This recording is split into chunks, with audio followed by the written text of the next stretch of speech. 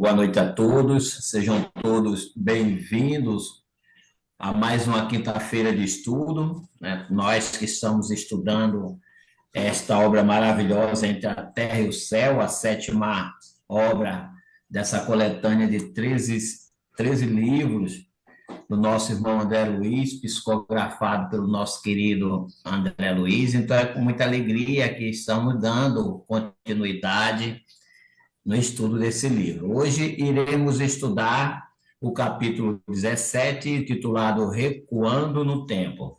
Será apresentado pelo nosso irmão Rodrigo Melo Assis, né, do Grupo Espírita Rio de Luz, aqui na nossa cidade, lá da nossa querida Lumiar. Eu irei fazer a harmonização, a Aline Azeredo a prece inicial e a nossa querida Isa encerrará para nós. Então, que nós possamos abrir a nossa mente, os nossos corações para absorver tudo que o Rodrigo trouxe para dividir conosco. Do livro Gotas de Esperança, de Lourival Lopes, lição 89. Nos cumprimentos responda, vou bem. Não fale vou mais ou menos, ou vou levando a vida. Muito menos vou mal. São expressões negativas. Indicam que você está insatisfeito com a vida. Diga vou bem, estou com saúde ou estou feliz. Mostre-se em paz. Assim você inicia uma versão construtiva. A sua disposição predispõe quem ouve a ser positivo, impede o negativo, faz nascer soluções verdadeiras, cria harmonia. Marca um bom início, sinal de feliz. Mostra alegria e paz e garantiu um diálogo sadio. Muita paz para todos. Boa noite a todos. Convido a todos para elevarmos os nossos corações ao nosso querido Deus, Pai de amor e bondade, a Jesus, nosso mestre e guia, companheiro de todas as horas.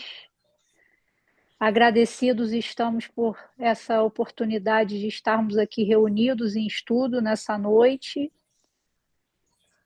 Pedimos que os benfeitores se unam ao mentor do irmão Rodrigo, que ele possa trazer todo o seu estudo a nós e que a gente consiga alcançar toda essa dádiva que ele trará através de suas palavras, para que a gente possa, a cada dia, nos aprimorarmos mais dentro da nossa linda doutrina. E como disse o preparo de ambientes, que a gente possa ser feliz apesar de todos os pesares, de todas os percalços que enfrentamos no dia a dia. Com muita luz, damos início ao estudo dessa noite, dizendo graças a Deus e que assim seja. Obrigado, Aline. Mais uma vez, reiterando o nosso boa noite àqueles que entraram depois na sala. Nós estamos recebendo o nosso querido Rodrigo Melo Assis, do Grupo Espírita Rio de Luz, na nossa cidade. Boa noite, Rodrigo. A palavra é sua, meu irmão. Muito boa noite a todos. Muito obrigado mais uma vez pelo convite, pela oportunidade. Toda vez que o Chico me convida, eu falo que o grupo de vocês que está envolvido nesse estudo são os benfeitores que empurram a gente na direção de ler os livros que a gente vive prometendo ler e nunca tira os planos do papel. Então, eu agradeço mais uma vez o convite e sigam trabalhando por mim. Porque é sempre uma baita oportunidade, um aprendizado incrível e eu saio com a cabeça fervilhando e com um entendimento da doutrina muito mais completo, né? E com muito mais exemplos práticos e aplicáveis ao nosso dia a dia, né? As obras de André Luiz dão essa enorme oportunidade para a gente. Então, trago um abraço de todos os amigos do Rio de Luz. Eu olho para esses quadradinhos aqui na minha tela e vejo tantos rostos amigos e a gente se sente bem, se sente em casa, se sente confortável e muito bem amparado e muito bem cercado. Então vamos ao nosso estudo de hoje. Como a Jane falou no estudo dela, né? no capítulo anterior, né? Porque esse livro é cheio de detalhes e a gente sempre precisa, de alguma forma, tentar pegar o gancho da semana passada, né? A Jane foi semana retrasada, na semana passada foi aquele senhor de São Paulo, e a gente vai continuar um pouco dentro desse assunto, né? Que vem lá do capítulo 15. No capítulo 16, o Mário Silva entendeu que, como ele foi evocado pelo Leonardo Pires, ele também poderia evocar o espírito de Amaro para lhe cobrar satisfação em relação à união dele com Zulmira, né? Porque Mário foi noivo de Zulmira, eles estavam com o casamento marcado, e Zulmira trocou Mário por Amaro. E ele não tinha, até hoje, era muito magoado e guardava muito ódio, muita raiva no coração em relação a esse abandono. E como ele na noite anterior foi evocado por Leonardo, ele entendeu que também poderia fazer isso com Amaro para cobrar satisfação. E o texto ainda do capítulo 16 diz o seguinte: por que não voltar ao sonho da noite anterior de modo a tentar uma solução? Ele fala isso porque, na interpretação da mãe dele, o sonho que ele teve já tinha sido com Amaro, né? E diz o seguinte: a figura de Amaro crescia-lhe no campo mental. Se as almas podiam efetivamente reencontrar-se fora do corpo, prosseguia divagando. De certo, conseguiria rever o adversário e revidar. Se fora invocado em sonho, era lícito invocar quem quisesse. Chamaria o renegado esposo de Zulmira a explicar-se, concentraria nele o poder do pensamento. E aí tem uma frase forte, né? Buscá-lo-ia onde estivesse, né? Então ele fez essa evocação, aconteceu esse encontro na parte espiritual, né? Dos dois irmãos desdobrados, e ali o Amaro aproveitou para explicar para o Mário que ele não sabia do amor dele por Zulmira, né? E da afeição que ele guardava por ela. Que quando ele ficou sabendo disso já era tarde demais, ele já estava avançado nas questões matrimoniais com ela. Né? E ainda assim contou tudo que eles vinham passando, a questão da perda do filho, do estado mental de perturbação que Zulmira experimentava ali naquele momento, mas ainda assim não teve conversa que aplacasse a raiva e o ódio que o Mário sentia dele. E Amaro, sem saber mais o que fazer para resolver aquela situação, ele suplicou o auxílio divino, suplicou o auxílio dos amigos espirituais, né? E a partir daí que a gente começa o capítulo 17, né? Então, Clarencio acalmou os ânimos, né? Amansou aquela situação toda e se aproximou, junto com André Luiz e Hilário, de Mário Silva. Como na noite anterior ele já guardava lembrança daquele sonho que ele teve, que não tinha absolutamente nada a ver com esses irmãos desse encontro, né, desse novo encontro, ele ainda estava preso naquela ideia de delegado, de cela e uma série de outras coisas. Então, ele começa dizendo o seguinte para Clarence: meu caso não é com policial, não precisamos de qualquer delegado aqui. E aí Clarence fala para ele: acalma-te, amigo, respondeu o ministro. Não somos quem julgas. Estamos aqui para que te lembres. É indispensável te recordes. E situando a destra na fronte do enfermeiro, reparamos que Mário Silva quietava-se de repente. O semblante dele acusou estranha metamorfose.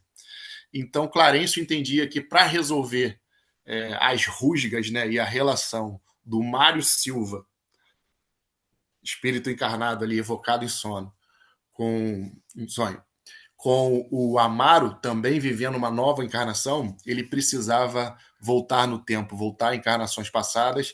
Então, quando ele fala ali indispensável que te recordes, ele já dá para a gente a pista do que vai acontecer adiante, né? Então, o Clarencio induziu o Mário à lembrança das suas encarnações passadas. E na encarnação passada ele foi Esteves, companheiro de Leonardo na Guerra do Paraguai, que se envolveu naquela questão relacionada ao triângulo amoroso com Lola e que foi vítima de Leonardo, né? Então ele de imediato fez com que Mário Silva se projetasse para essa encarnação anterior. E tanto que ele fala, o semblante dele acusou estranha metamorfose, é porque quando o espírito escolhe, o espírito de Mário estava emancipado, fora do corpo, então ali ele poderia adquirir a forma que os seus pensamentos mais se afinizassem no momento. Então, ele de imediato foi adquirindo ali a imagem do Esteves, né? Então ele deixou de ser o Mário Silva fora do corpo e passou a se assemelhar com o Esteves. Então ele passou a sofrer uma metamorfose. Então ele plasmou ali no seu... plasmou não, o seu perispírito tomou a forma da encarnação passada. E aí ele foi indagado por Clarencio, né, sobre essa lembrança, e ele narra, né, o que aconteceu. E diz o seguinte: realmente fiz tudo para separá-los, falando ali da relação entre Leonardo e Lola. E diz o seguinte: ele não era o tipo de homem capaz de fazê-la feliz. Lola trazia consigo a beleza, a juventude e a arte reunidas, e eu carregava no peito o esquife dos sonhos mortos. Esquife é caixão, né? Então ele carregava no peito um caixão dos sonhos mortos. Ele, em nenhum momento ali, quando ele narra esse ocorrido e o que fez, ele demonstra arrependimento, né? Ele parece alguém que não tem mais coração e que não tem nenhum zelo pela relação das pessoas que o cercam. Então, as colocações de Esteves, né? Elas trazem muita mágoa, muito ódio, muito ressentimento. A cada parágrafo que ele coloca, ele deixa claro que ele é um homem muito magoado e muito ressentido pelo passado, que as coisas que ele passou no passado transformaram ele numa pessoa seca, fria e com muito pouca consideração pelo próximo. Na sequência, ele conta sobre o plano que ele arquitetava para ficar com Lola, né? Porque havia uma movimentação das tropas, ele e Leonardo partiriam para o fronte, mas como ele era influente ali entre os oficiais, ele era amigo, companheiro dos generais e de quem comandava as tropas, ele já tinha arquitetado um plano para que ele retornasse do fronte antes de Leonardo e para encontrar Lola. Mas nesse meio do caminho, ele encontrou Leonardo ali no dia a dia, né, do quartel, ali na campana, e ele acreditava que Leonardo não sabia que ele estava se envolvendo com Lola, que eles estavam tendo um caso extraconjugal. E tratou o amigo como se, o ex-amigo, né, como se tudo tivesse normal. E Leonardo agiu de forma dissimulada porque também tinha um plano de envenená-lo. Então, ele foi conduzindo aquela conversa, eles ficaram ali por algum tempo, batendo um papo, e Leonardo ofereceu uma caneca de vinho pro Esteves e essa caneca de vinho estava envenenada. E aí, quando Esteves, né, Mário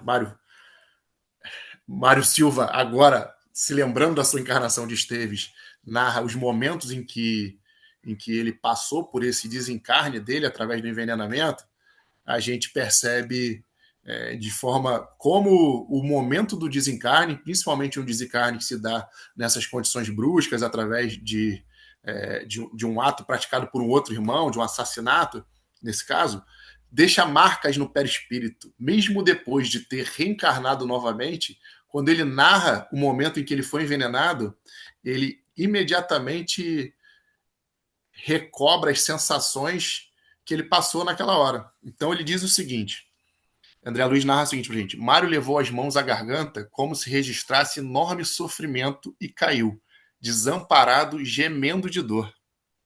O ministro praciente aplicou-lhe recursos magnéticos balsamizantes e o rapaz levantou-se aturdido. É impressionante, né? Mesmo uma encarnação depois, se a mágoa não é desfeita, se a questão relacionada à memória que isso causou não é resolvida com o amor que Cristo ensinou para a gente, que seria o necessário para passar por cima de uma multidão de pecados, isso segue deixando marcas em nosso espírito, né? Na sequência, vem o seguinte: Clarence ajudou o enfermeiro a firmar-se de novo sobre os pés e perguntou, concitando a relembrar: por que razão te afeiçoaste a cantora com tamanho desvario?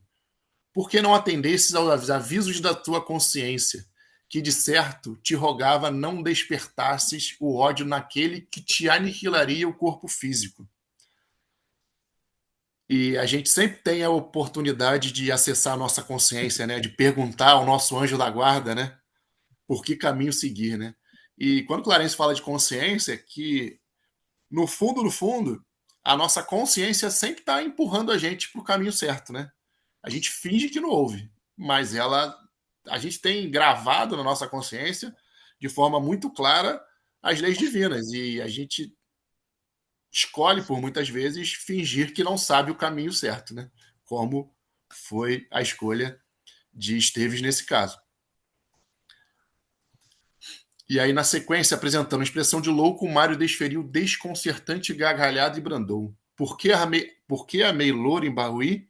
Por que não tive escrúpulos de arrebatá-la ao companheiro que a retinha aos braços?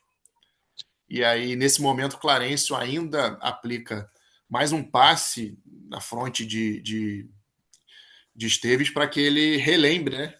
Porque como ele passou ali naquele momento a recuperar as memórias da encarnação passada, isso não volta de forma imediata, né? Não é um download imediato, né? As lembranças vão voltando aos poucos, né? E ele ainda precisou de muitos passes e muita interferência de Clarence para ir recobrando essas memórias. E aí ele foi, aos poucos, conseguindo retomar toda a história. Aí ele diz assim: assustei-me. Ele diz assim, prosseguiu Mário Silva, alarmado. Ausentei-me de Assunção com o espírito irremediavelmente desiludido. Então, quando ele retornou de Assunção, no Paraguai, do fronte onde ele servia na guerra, ele pediu essa transferência, e quando ele retornou com um espírito irremediavelmente desiludido. Ele, o tempo inteiro, vai deixando claro que, para ele, né, o que ele fez tem justificativa em tudo que ele sofreu.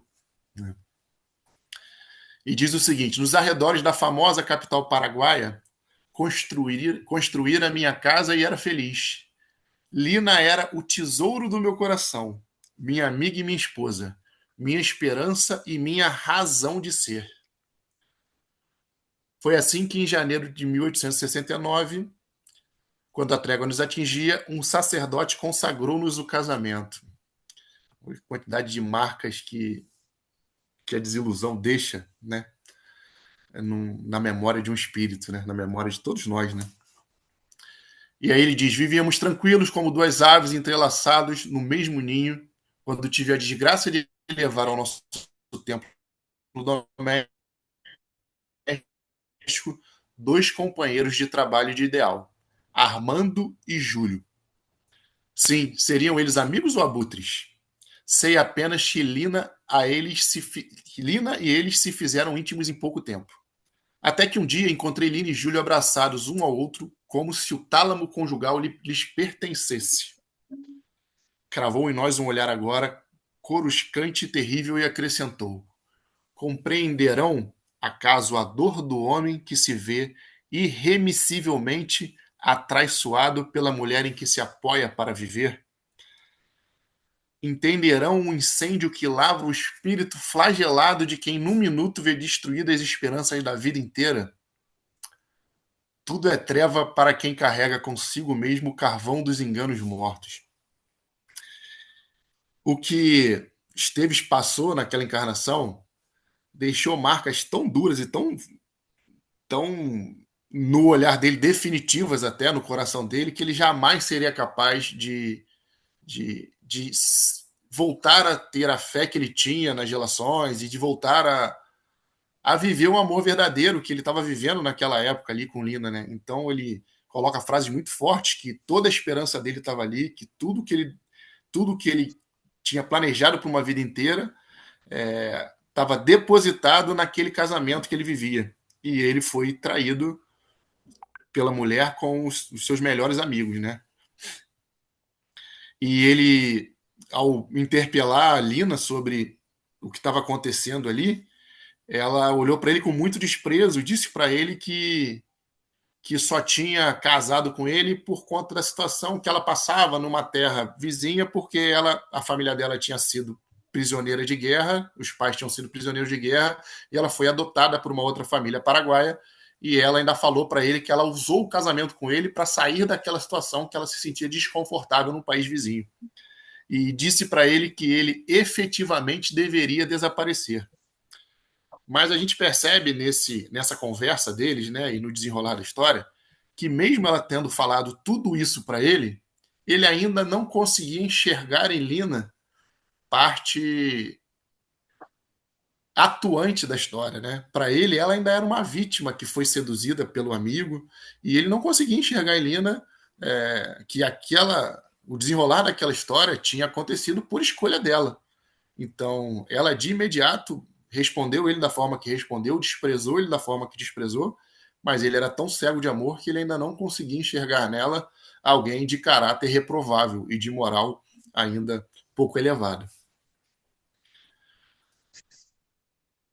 E na sequência, Clarencio questiona Esteves, né, Mário Silva, ali na encarnação de Esteves, se ele nunca mais tinha recebido notícias da esposa. Uma pergunta que soa estranho para a gente, né? Porque ele está narrando ali uma situação tão complicada, tão traumatizante, e Clarencio vai, na lata, coloca essa pergunta para ele. E nunca recebeste mais notícias dessa esposa? O título do capítulo dá muita pista para a gente, né? Por que Clarencio faz essa pergunta?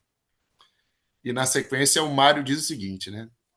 Reconduzida a personalidade de Esteves pela influência magnética, exibiu sarcasmo no sorriso e informou: Lina, que passei a odiar, era demasiado cruel. Achava-me não longe de Assunção depois de 3 meses sobre a mágoa terrível que me fora assacada, quando vinha saber que Júlio fora igualmente escarnecido por ela. Certo dia, de volta lá, encontrou-a nos braços de Armando, o outro amigo que parecia consagrar-nos estima fraternal. E aí, no desenrolar da história, ele narra que Júlio não foi tão forte quanto ele, não decidiu seguir a vida em frente. Quando sofreu essa desilusão, Júlio tentou se matar. Só que ele ainda foi socorrido a tempo. Ele não conseguiu levar a termo essa tentativa de suicídio inicial, foi socorrido a tempo, mas aí, sofrendo as consequências daquela intoxicação, de problemas de saúde, ele tentou um segundo suicídio e se atirou nas águas do Rio Paraguai. E aí diz que depois disso, nada mais ele soube a respeito de Armando e Lina, e diz que a morte o aguardava em Piraju. O destino marcara-me impiedoso. Mário fixou desagradável, cara tonha e acentuou. Eu coloquei demais, assim, a quantidade de sofrimento desse espírito é incrível. Sou um poço de fel, não posso modificar-me. E aí diz: haverá paz sem justiça e haverá justiça sem vingança. Então, tudo que ele tinha como solução para os problemas que ele passava estavam depositados na oportunidade de se vingar, que ele esperava. Então, ele não acreditava que seria possível que todo esse imbróglio, toda essa confusão, né, toda essa miséria moral fosse possível de ser resolvida através de outro caminho que não fosse a vingança. E aí, na sequência, vem o seguinte: nosso orientador ergueu a voz calmamente e considerou generoso. É necessário esquecer o mal, meu amigo. Sem aquela atitude de perdão recomendada pelo Cristo, seremos viajores perdidos do cipoal das trevas de nós mesmos. Sem amor no coração, não teremos olhos para a luz. E aí, quando o Mário foi responder Clarencio sobre isso, eles perceberam que Amaro fez um movimento ali que chamou a atenção deles, e quando eles se viraram para Amaro, perceberam que ele estava que os traços dele estavam se alterando, ele estava se transformando e passando a ter uma aparência mais juvenil.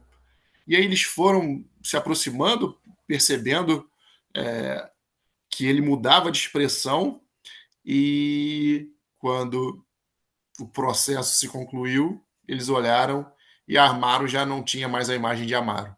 Amaro tinha a imagem de Armando.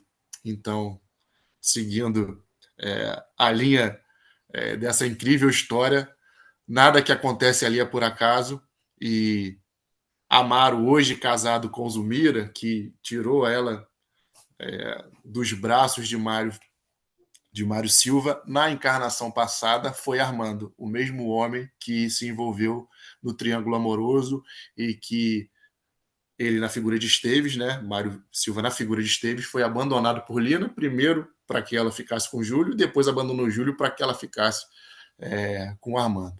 E aí ele diz: Armando, pois és tu, o Amaro que hoje detesto é o mesmo Armando de ontem? Onde me encontro? Enlouqueci porventura? Olha, gente, vocês imaginam que não, que pesadelo angustiante não foi esse, né? A gente lendo a história, a gente fica angustiado, a gente fica de coração apertado. Você imagina um espírito vivendo isso em uma única noite. Nossa. Instruindo-nos cuidado, Clarencio falou rápido. Não precisei despender grande esforço para que a memória de Amaro tornasse ao pretérito. O sofrimento reparador conferiu-lhe à mente a sensibilidade, recursos novos. E aí eu lembrei da mensagem que a Janice leu ontem, lá no Allan Kardec, né? Que falava sobre o papel do sofrimento na elevação do espírito, né? Que essa resiliência e esse entendimento de que cada momento da nossa jornada serve como um degrau na nossa evolução espiritual, né?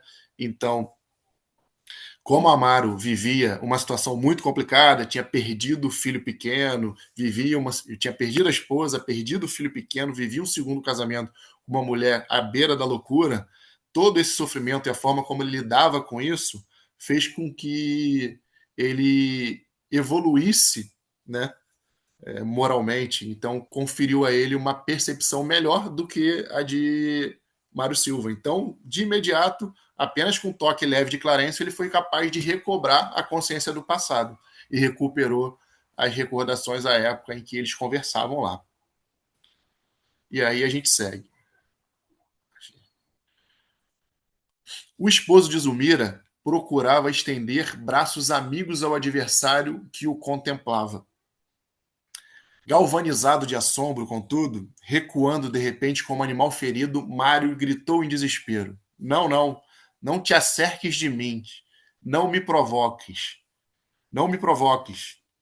O ministro, no entanto, situando-se entre os dois, pediu comovidamente: tenhamos calma, respeitemos uns aos outros. E dirigindo-se particularmente ao enfermeiro, a Mário Frias Esteves, determinou sem afetação: agora é o momento de nosso amigo. Comentaste o pretérito à vontade. É indispensável que Amaro fale por sua vez. A justiça, em qualquer solução, deve apreciar todas as partes interessadas. Contido pela força moral da advertência, Mário calou-se, e voltados então para o ferroviário, que se fizera mais simpático pela serenidade que se investira, continuamos a escuta. Aqui quando a gente vai estudando o Livro dos Espíritos, né, tem algumas respostas em que os espíritos perdem a paciência com as perguntas, né? E uma das respostas é quando eles explicam para Kardec sobre a ascendência moral irresistível que os espíritos exercem sobre os outros, né? Então, Mário evocou o espírito de Amaro para que ele pudesse bater no Amaro, né? O sonho dele era esse: eu vou voar no pescoço dele e vou tirar essa diferença desse crápula que roubou a minha noiva, né? Só que a ascendência moral que Clarencio exerce sobre ele é tamanha que ele não ousa desobedecer todo e qualquer pedido de Clarencio para que ele se acalme, né? Então, quando a gente fica pensando sobre, mas Como é que a gente vai viver a nossa vida se a gente sofre influência dos espíritos? E talvez sejam eles, em boa parte do tempo, são eles que nos dirigem, né? Como é que a gente vai fazer para ficar na mão dos obsessores? A gente sempre tem os nossos espíritos amigos e a ascendência moral dos espíritos amigos, dos anjos da guarda, normalmente é o que rege o nosso dia a dia, senão seria bem mais complicado do que já é, né? Então aqui a gente termina o capítulo 17, com um nível de curiosidade incrível, né? Porque quem daqui não quer ouvir a versão de Amaro sobre tudo isso? Porque se tem alguém que tem que se explicar nessa história, esse alguém é o Amaro barra Armando, né? Porque dá para compreender o nível de revolta do Mário Silva depois de tudo que ele passou em 2 encarnações sucessivas, né? Mesmo não sendo ele só vítima em todas essas histórias, mas a forma como ele reage, né, e as marcas que ficam na jornada dele, eu, muito honestamente, eu não sei responder se ficariam marcas diferentes na jornada de qualquer um de nós aqui ainda imperfeitos, né? Porque é um lugar tão difícil de se colocar. Eu acho que esse capítulo, né, esse livro propriamente dito, e esse capítulo em particular, é um convite muito forte a fazer um voto de castidade, né? E falar assim, não, para me manter fora de uma confusão dessa, a partir de agora eu faço um voto de castidade, né? Porque são tantas situações, tantos espíritos ali ainda moralmente pouco desenvolvidos, errando sucessivamente, é um novelo que você vai puxando a ponta e a história só piora.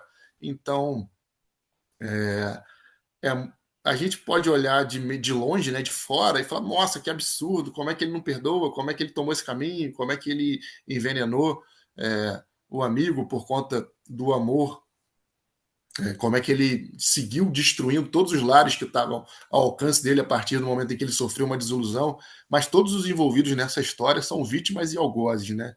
E o caminho da vingança faz com que a situação de todos eles só se complique ao longo da jornada, né? Eu fiz algumas observações aqui, tirei alguns trechinhos, né?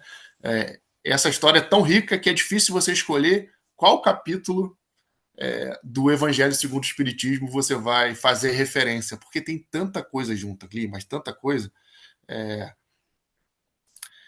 Nos últimos 2 capítulos se falou muito de emancipação da alma, a Jane falou, me fugiu o nome do senhor de São Paulo que fez o estudo na semana passada, mas depois eu vou lembrar. Se falou muito de emancipação da alma, de desdobramento, de resolução de conflitos durante os sonhos, né? A Janice colocou alguns exemplos, outros colocaram outros exemplos, e a história é muito rica. Eu acho que a gente pode pegar nesse livro, a gente pode trazer a doutrina espírita inteira, o Pentateuco inteiro, que a gente vai achar um lugarzinho para cada capítulo dentro dessas América, foi o Francisco que levou aí, lembrou aí, valeu, Kiko.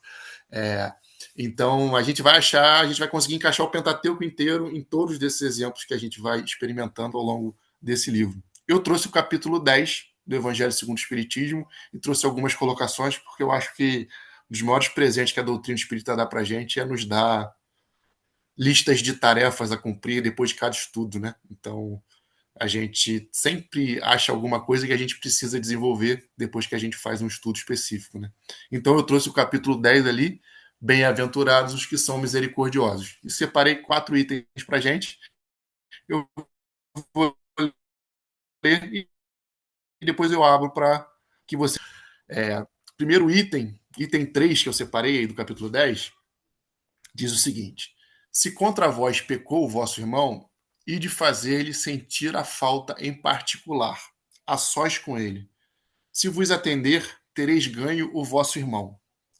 Então, aproximando-se dele, disse Pedro: Senhor, quantas vezes perdoarei o meu irmão quando houver pecado contra mim? Até 7 vezes?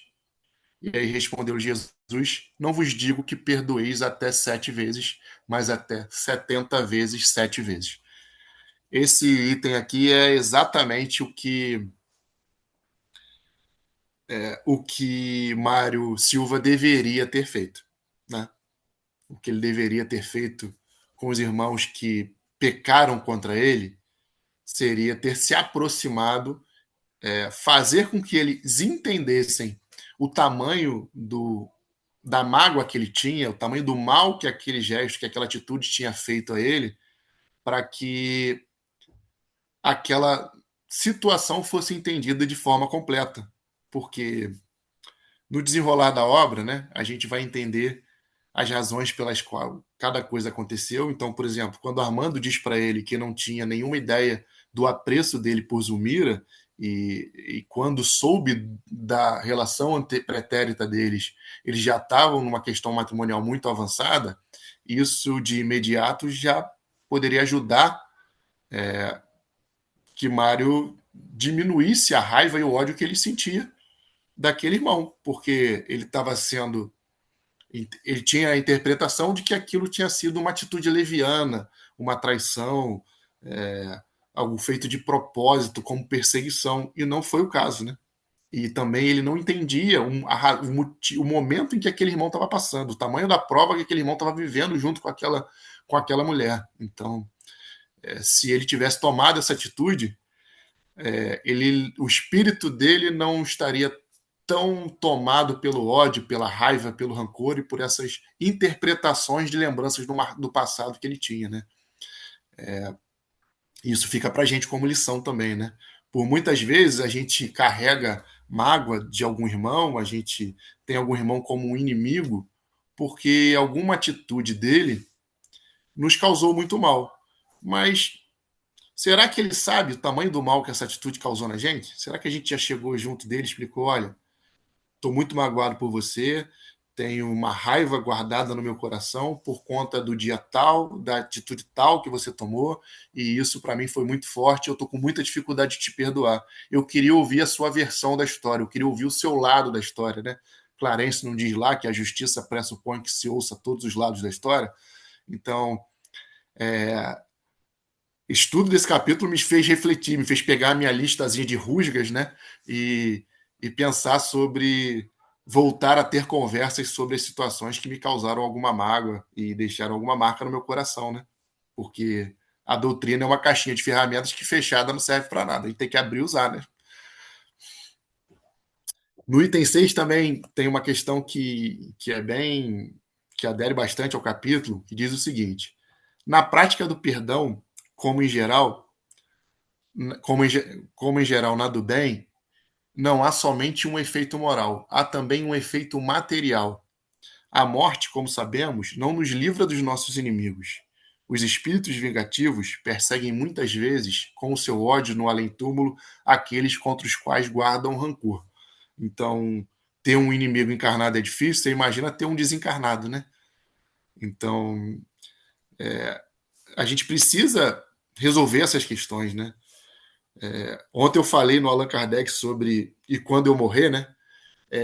E quando eu morrer? Quem está me esperando do outro lado? Que a gente sempre tem uma imagem linda, né? Não, minhas duas avós vão estar me esperando, vai ser super legal. Tenho amigos do lado de lá, tenho tios do lado de lá, e os meus inimigos que estão lá de braços cruzados me esperando. Será que eu já pensei sobre resolver essas relações? Sobre usar os meus momentos de sono, de espírito emancipado para bater esses papos que eu não bati enquanto eles ainda eram vivos? Então, que a gente tenha essa consciência, né, de quem fomos, de quem somos, né, e das marcas que deixamos por aí, né, das amizades e das inimizades que deixamos por aí, né. Primeiro que a gente pare de construir inimizade, né, então vamos parar de enxugar gelo e vamos cessar por aqui. E a partir daí vamos retornando lá nas páginas anteriores e resolvendo tudo que a gente deixou pendente para trás. Item 7. Se, portanto, quando fordes depor vossa oferenda no altar, vos lembrardes de que o vosso irmão tem qualquer coisa contra vós. Deixai a vossa dádiva junto ao altar e diante reconciliar-vos com o vosso irmão. Depois, então, voltai a oferecê-la. Então, a gente sabe que o caminho que vai levar a gente de volta ao colo do Pai, ele não pode ter nenhum irmão que tenha alguma coisa contra a gente atravancando essa jornada, atravancando esse caminho. Nada. A gente tem que tirar todas as pedras do caminho para que a gente chegue ao Pai. Porque quanto mais elevados moralmente, quanto mais elevado nosso espírito, mais perto estaremos dele. Se algum irmão ainda tem alguma coisa contra a gente precisa voltar lá atrás e entender o que aconteceu. Então, pode ser uma limitação moral desse irmão, que faça com que ele interprete que alguma atitude nossa não foi correta no olhar dele, mas a gente tem que retornar para agir com misericórdia, e se já nos foi dado a condição de entender que a nossa atitude foi correta, por mais que ela possa ter sido dura, a gente tem que dividir esse entendimento com ele, até que ele atinja esse entendimento junto com a gente. Então a gente não pode ter nada na nossa ficha até que a gente chegue ao Pai. E aí o último item para que a gente agora abra para que todos participem. Item 9. Como é que vedes um argueiro no olho do vosso irmão, quando não vedes uma trave no vosso olho? Ou como é que dizes ao vosso irmão, deixai-me tirar um argueiro do teu olho, vós que tendes no vosso uma trave? Hipócritas, tirai primeiro a trave do vosso olho, e depois, então, vede como podereis tirar o argueiro do olho do vosso irmão. Então, por muitas vezes, a gente fica preso a alguma atitude que alguém tenha tomado em relação a gente fica preso ao comportamento de uma determinada pessoa, e a gente gosta muito de se comparar com quem é pior do que a gente, né? A gente nunca quer ser o pior da sala, né? É sempre legal ter um amigo mais feio quando a gente é adolescente, é sempre legal ter um amigo moralmente menos elevado depois que a gente vira adulto, depois que a gente vira espírita, então é sempre bom ter alguém para que a gente falar, mas eu já não sou mais como fulano, eu já não faço mais o que ele faz. Mas a gente tem que entender que não é uma corrida em que larga todo mundo da mesma linha de partida e vai chegar todo mundo ali na mesma linha de chegada. Em cada encarnação, cada um tem uma competição contra si mesmo. Eu tenho que sair daqui melhor do que eu entrei. Então eu tenho que correr o máximo que eu conseguir ao longo dessa minha encarnação. Eu tenho que tirar todas as traves dos meus olhos, né? Então esse capítulo 17 ele fala bastante sobre isso também, né? Porque a gente tem um irmão ali que está tomado de ódio por tudo que ele sofreu, mas ele é incapaz de perceber a quantidade de erros que ele cometeu. Então, assim, não existe arrastamento irresistível para o mal. Independente do que se faça com a gente pode tomar atitudes melhores, a gente pode escolher outros caminhos, né? Ele, antes de passar o que ele passou, ele diz ali que ele era um homem de bem, né? E que ele caiu no abismo e se entregou à bebida, ao jogo e deixou a moral que ele tinha para trás. Mas isso é uma escolha dele, né? Ele podia seguir a vida dele em frente e encontrar uma pessoa digna. A chance dele encontrar uma pessoa digna agora é muito menor, né? Porque agora todo mundo está vendo as traves que ele tem nos olhos, né? Então, que a gente tome como exemplo, né? Essa atitude dele e tente evitá-la no nosso dia a dia e ao longo da nossa jornada.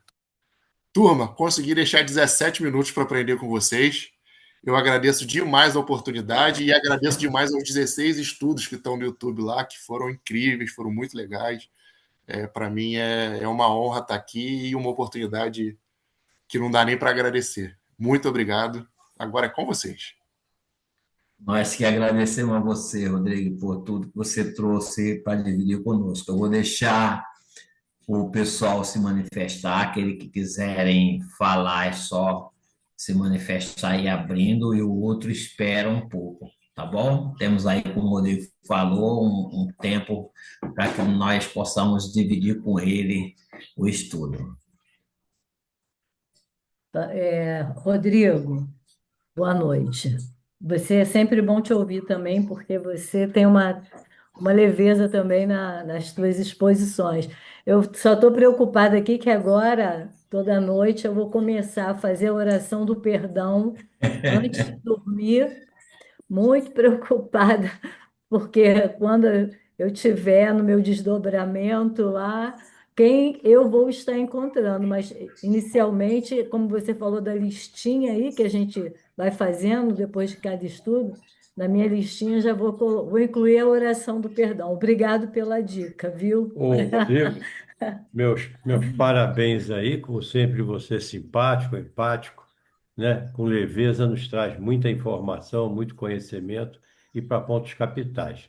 Eu só queria também fazer uma ressalva que a Jane vai começar a fazer a oração do perdão antes de dormir, porque primeiro ela vai pedir a mim. Depois, então, ela vai Ele não podia perder a oportunidade. Mas meus parabéns, Rodrigo, foi ótimo. Vou fechar o microfone dele, tá? Obrigado, gente. Obrigado. Perco o amigo, mas não perco Obrigada, a piada, Rodrigo. né? Gostei muito também. Essas reflexões finais foram muito importantes, muito, muito, porque a gente fica pensando o quanto a gente julga, o quanto a gente tem de observar tudo que o outro faz de errado e nos esquecemos das nossas falhas, né? Então, essas reflexões finais, complementando seu estudo, foi muito importante para nós. Muito obrigada. Parabéns. Muitos parabéns. Obrigado. Então, Rodrigo, A gente nunca sabe a cruz que o outro carrega, né? então, querido, muito bom estudo, como sempre. E aí aqui eu fiquei refletindo, né, que toda obsessão ela nasce da lei da pena de Talião. Então, mesmo após a vinda do Cristo, há 2000 anos, que veio para exemplificar o perdão, o amor, o perdão, né, o perdoar 70 vezes, 7 vezes cada ofensa, passado mais de 2000 anos, a gente ainda não compreendeu que perdoar é um estado de se pôr no mundo. E a gente deve praticar essa caridade, conforme Kardec pergunta, né, no Livro dos Espíritos, a caridade tal qual entendia Jesus. Se a gente praticar essa caridade, que é a benevolência para com todos, indulgência para as imperfeições alheias e o perdão das ofensas, a gente vai ter um olhar para os outros e para nós próprios, em consequência, de compreender que cada um só pode dar o que tem. Então a gente não leva para o lado pessoal. E aí, se você não leva para o lado pessoal, se você entende que a pessoa não está te ofendendo, ela não está te magoando, ela está te dando o que tem.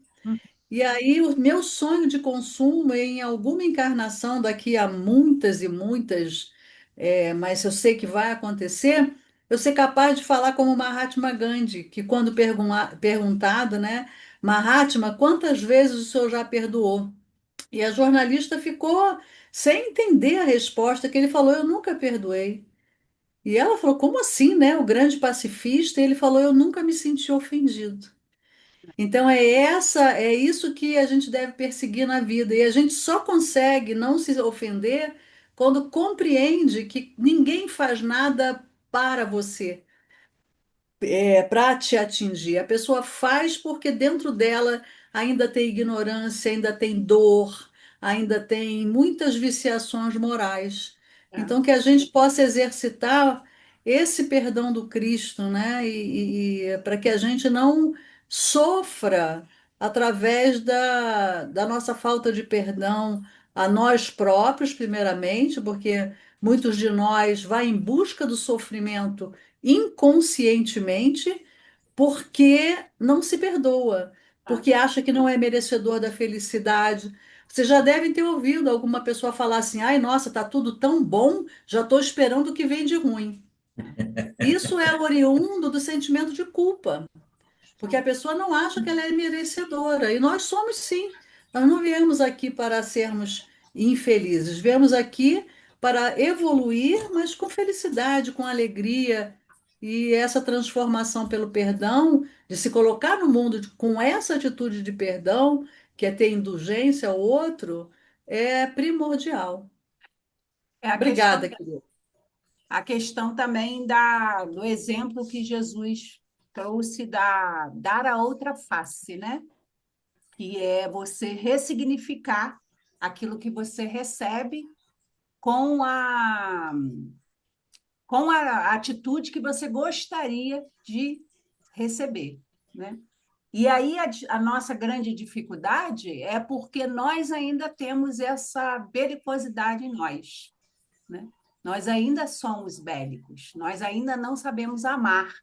Então, quando o outro dá aquilo que, como que Janice falou, dá o que tem, nós também damos o que temos, que são as farpas, né? E aí a gente revida na mesma moeda, porque ainda não conhecemos totalmente a mensagem do Cristo, ainda não refletimos sobre ela e ainda não vivemos. Porque quando essa mensagem fizer sentido em nós, nós vamos vivê-la, né? E aí nós vamos sermos capazes de dar a outra face, ou seja, de tratar o outro como gostaríamos de ser tratados, né? Excelente. Deixa eu dar só uma orelhadinha rapidinho, Chico. Helena, essa interpretação dessa passagem de dar a outra face, eu normalmente gosto de tomar ela da seguinte forma: se alguém tem alguma coisa contra a gente, é porque ela conhece a nossa face feia, né? Todo mundo tem dois lados, todo mundo tem defeitos e virtudes. Então, dar a outra face é explicar para essa pessoa que eu não sou tão ruim quanto ela acha que eu sou. Que eu tenho um lado bom, que todo mundo tem um lado ruim e um lado bom. E eu acho que é uma oportunidade de mostrar para ela o meu lado bom, para que essa rusga passe, né? Com ações, então, né, Rodrigo? Não só com a fala, mas com ações, né? Que ações são muito mais fortes, né? Mais do que palavras. Às vezes a gente fala, mas não age. Não aparece. Intelectualmente a gente já sabe falar, mas o coração ainda não age de acordo com a intelectualidade. Fala, Chiquinho. Rodrigo, fazendo coro aí com os amigos, né? Também te agradecer, te parabenizar, foi um excelente estudo. Fiquei meditando, né? De todas essas colocações, que tudo começou lá atrás, né? Com uma prece refratária, né? Da nossa irmã Eveline, que era uma tutelada do Clarencio.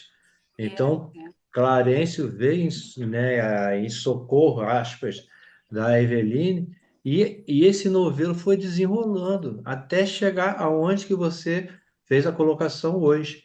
Mas apesar de toda a situação, né, de todas as nossas mazelas, a gente enxerga que a gente não está órfão, que a gente tem um tutor, tem um mensageiro divino que está cuidando de nós. Por mais baixa que seja a nossa moral, estava ali Clarencio tentando intermediar essa situação, tentando a reconciliação, fazendo as pontuações, as colocações, desanuviando a mente. Com certeza, né? Nós também teremos as nossas questões na espiritualidade e teremos a ajuda de alguém. A gente tem que estar aberto, temos que estar receptíveis a essa ajuda. Não fazer como o Mário Silva, né? Ficar refratário, deixar, né? Parar para ouvir, né? E também, né? Fazendo as nossas colocações. Mas foi muito bom o seu estudo. Obrigado, Rodrigo. Rodrigo, eu vou reiterar a palavra do Chico, né? Mas é um livro maravilhoso, porque eu lembrei da Janice, né? Na fala dela recentemente na casa, quando ela convida na palestra dela, se nós queremos ter um futuro melhor, uma existência melhor, que nós comecemos nessa existência começar a plantar coisas boas, né? Porque quando a gente lê esse livro e lê principalmente esse capítulo, porque ele está clamando justiça, né? Ele quer justiça, mas como a Janice falou ali de talião, ele quer pegar o amigo, mas quando a gente busca, né, o evangelho, né, eu peguei o estudo esses dias para ler, e aí fui buscar a Amélia Rodrigues, quando a Amélia Rodrigues desdobra a passagem da mulher adúltera, né? Porque ali ela deixou uma lição do que era realmente justiça que Jesus mostrava naquele momento, né? Em que ele mostra ali uma passagem muito linda, porque é a única passagem que se narra ali pelos evangelistas em que Jesus escreve alguma coisa, né? Uns falam que anotam que foi com graveto, outro com o dedo, mas ali ele demonstra ali o real valor da justiça, né? E o que Clarencio deixa aqui no livro, não existe, a justiça em qualquer solução deve ser apreciada por todas as partes interessadas. Então, geralmente, a gente faz o que ele está fazendo, a gente quer pegar alguém. Mas Jesus ali, através daquela mulher adulta, ela bota ali, quem de nós não tem um equívoco para sanar, não é isso? E ela termina com as mesmas palavras que a Janice colocou aí, que ele diz assim: a boa nova em plenitude de ação se instalava nos corações do futuro, desde então, em poemas de amor e perdão. Então, Jesus, desde lá de trás, através das suas palavras, seus ensinamentos, já clamava para a gente: sem amor e sem perdão, a gente não, essas chaves a gente não saía, né?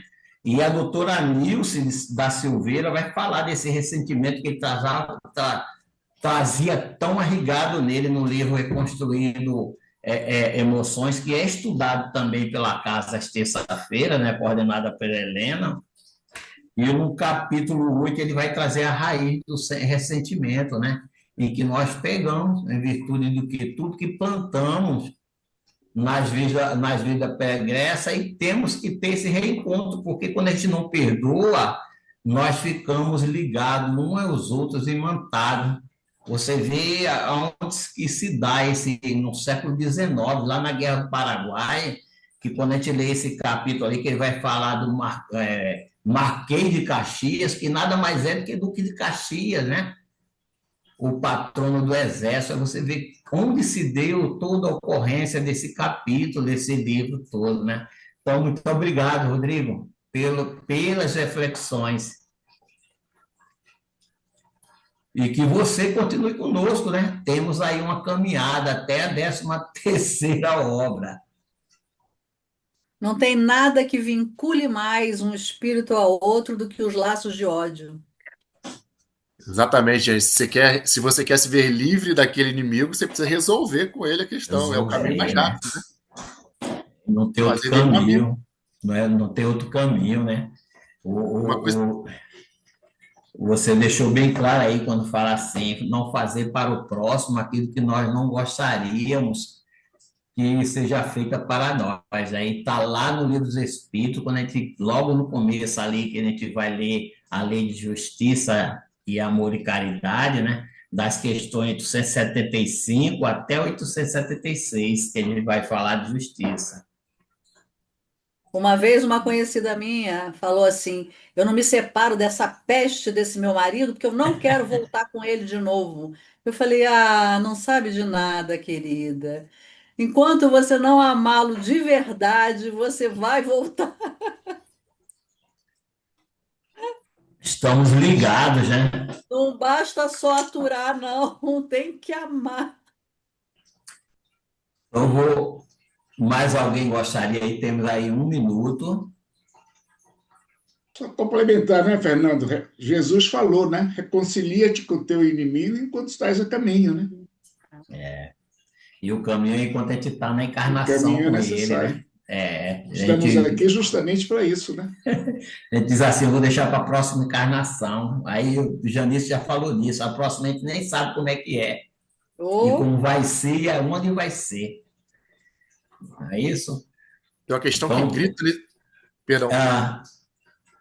Fala. Pode falar. Não fala não. Pode terminar a sua fala. Tem uma questão também que grita nesse capítulo, né? Que é como o nosso orgulho e a nossa vaidade são entraves ao nosso desenvolvimento, né? Isso. A gente ainda vive numa situação, numa sociedade em que quem foi que deixou a cidade e foi viver uma vida nova em outro lugar? O traído, né? Os traidores ficaram todos lá. Né? Quem ainda passa vergonha é quem foi enganado. Quem enganou continua circulando no meio da sociedade como se fosse o esperto, né? De tudo. Isso, eu acho que isso é um pouco culpa de todo mundo, porque quem age dentro da moral não precisa se esconder.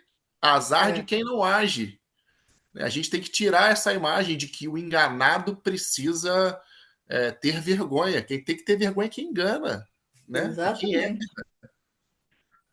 Francisco roubou minha fala. Eu ia falar sobre o algoz, não é, Edu? Chega. Eu ia falar sobre a prece retratada, mas é o cipual de coisas, né? de almas birimboladas. Não dá para você ler esse livro sem fazer um folhetim. Quem é quem foi. É realmente complicado. Eu vou convidar a querida Isa para encerrar convidando também a todos para quinta-feira que vem, que vamos estar recebendo o nosso querido irmão, o Leandro Lobac, para apresentar o capítulo de 18º, tá bom? Então, obrigado a todos pela presença, por tudo que o Rodrigo trouxe para dividir conosco. Isa, pode encerrar, por favor, querida.